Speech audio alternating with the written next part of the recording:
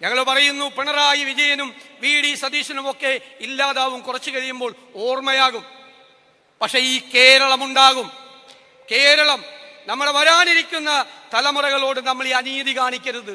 കേരളത്തെ വർഗീയമായി ഭിന്നിപ്പിക്കരുത്. അതാണ് നമ്മുടെ അഭ്യർത്ഥന. അതിനുവേണ്ടി എന്ത് വില കൊടുത്തും നമ്മൾ പോരാടുക തന്നെ ചെയ്യും. ഏറ്റവും പ്രിയങ്കരനായ KPCC പ്രസിഡന്റ്, നമുക്കെല്ലാം ഉജ്ജ്വലമായ മാതൃകയായി നമ്മുടെ മുന്നിൽ നിൽക്കുന്ന പ്രിയങ്കരനായ ശ്രീ രാഹുൽജി, വേദിയിലും സദസ്സിലുമുള്ള ഏറ്റവും പ്രിയപ്പെട്ട നേതാക്കളെ, പ്രിയപ്പെട്ടവരെ, കഴിഞ്ഞ 30 വർഷക്കാലത്തെ ഏറ്റവും തിളക്കമാർന്ന വിജയം നേടി വിജയശ്രീലാളിതരായി ഇവിടെ കടന്നു വന്നിരിക്കുന്ന നിങ്ങളെ എല്ലാവരെയും ഞാൻ അഭിവാദ്യം ചെയ്യുന്നു. ജനങ്ങൾ നിങ്ങൾക്ക് നൽകിയത് വലിയൊരു ഉത്തരവാദിത്തമാണ്. നിങ്ങളുടെ കാലാവധി പൂർത്തിയാകുമ്പോൾ തിരിഞ്ഞു നോക്കുമ്പോൾ ജനങ്ങളോട് ആ കടമ നിർവഹിച്ചു എന്നുള്ള പൂർണ്ണമായ സംതൃപ്തി നിങ്ങൾക്കുണ്ടാകണം. UDF ഒരു മാനിഫെസ്റ്റോ ഇറക്കിയിട്ടുണ്ട്. ആ മാനിഫെസ്റ്റോ നോക്കണം.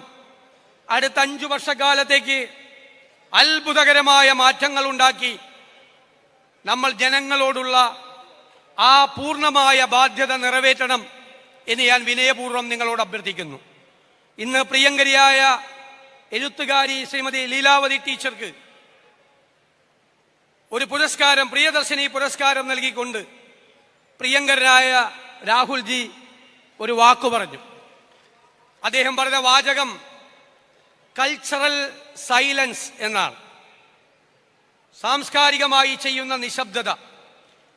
അതായത് ഫാസിസത്തിനെതിരായി, വർഗീയതയ്ക്കെതിരായി നാം പോരാടുമ്പോൾ നമ്മൾ കാണിക്കുന്ന നിശബ്ദത ഭീരുത്വത്തിന് തുല്യമാണ് എന്നാണ് രാഹുൽജി പറഞ്ഞത്. ഭീരുത്വത്തിന് തുല്യമാണ്.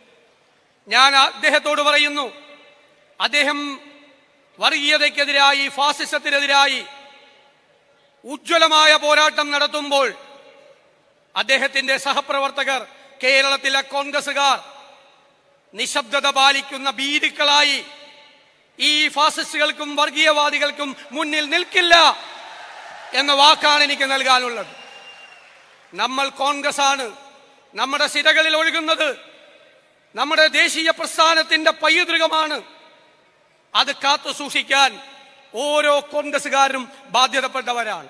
ഈ നാടിനെ ഛിന്ന ഭിന്നമാക്കാൻ, ഈ നാടിനെ കുത്തിക്കീറാൻ ഇവിടെ കുറെ ആളുകൾ ശ്രമിക്കുമ്പോൾ അവർക്ക് കുടപിടിച്ചു കൊടുക്കുന്ന സമീപനം ഈ സംസ്ഥാനത്തെ ഗവൺമെന്റും അവർക്ക് നേതൃത്വം കൊടുക്കുന്ന CPM-ഉം ചെയ്യുമ്പോൾ അതിനെ നമ്മൾ ചോദ്യം ചെയ്യുക തന്നെ ചെയ്യും. ഞാൻ ഇന്ന് പറഞ്ഞു, ഒരു തീപ്പൊരി വീണാൽ ആളിക്കത്താൻ നിൽക്കുന്ന ഈ കേരളത്തിൽ വർഗീയവാദികൾ അതിൽ കാത്തിരിക്കുമ്പോൾ അവർക്ക് തീപ്പന്തമെറിഞ്ഞു കൊടുക്കുകയാണ് CPM ചെയ്യുന്നത് എന്ന് ഞങ്ങൾ ഓർമ്മപ്പെടുത്തുന്നു. ഞങ്ങൾ പറയുന്നു, പിണറായി വിജയനും VD സതീശനുമൊക്കെ ഇല്ലാതാവും, കുറച്ചു കഴിയുമ്പോൾ ഓർമ്മയാകും. പക്ഷെ ഈ കേരളമുണ്ടാകും.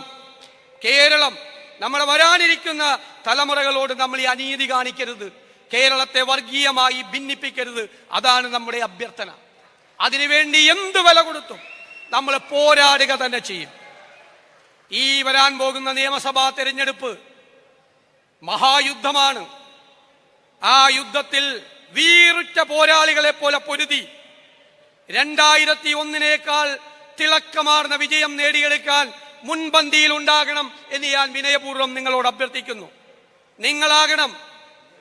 നിങ്ങളാകണം ടീം UDF-ന്റെ മുഖവും ശബ്ദവും നിങ്ങളാകണം. എല്ലാ വാർഡുകളിലും ആ ടീം UDF-ന്റെ ശബ്ദം എത്തിക്കാൻ നിങ്ങൾ ശ്രമിക്കണം. ഈ ചരിത്രത്തിലെ മഹാഭൂരിപക്ഷം നേടി മതേതരത്വത്തിൽ വിശ്വസിക്കുന്ന കേരള ജനത ടീം UDF-ന്റെ ഉജ്ജ്വലമായ തിരിച്ചുവരവിന് വേദിയൊരുക്കുമെന്ന് ഞാൻ പൂർണ്ണമായി വിശ്വസിക്കുന്നു.